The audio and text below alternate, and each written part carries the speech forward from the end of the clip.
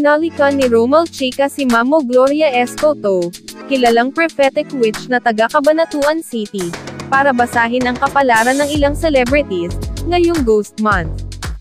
Hiningan siya ng reaksyon base sa nabasa nito sa tarot card, kung kumusta, at ano ang nakikita at nababasa niya sa buhay ng mga kilalang personalidad, sa tinatawag na Ghost Month, simula August 16 hanggang September 14, 2023.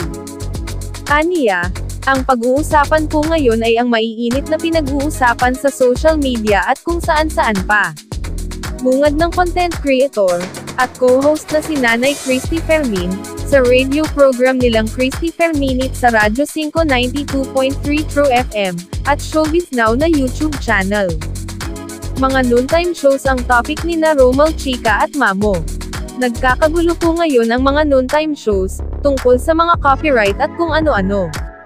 Ano po ang kahihinatnan ng Tape Bulaga? Unang tanong ng host. It Bulaga, baka magbabo sa GMA.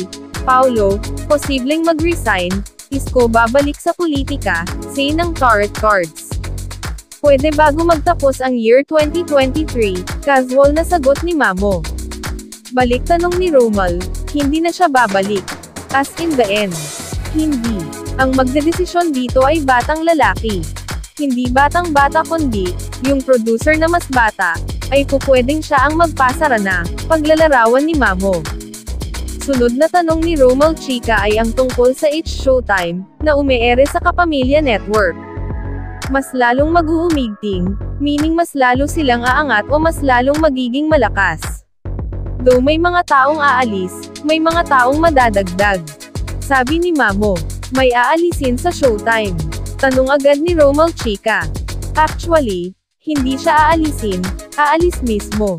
May papalit na mas lalong mamamayag pag sa ere. Sagot ni Mamo.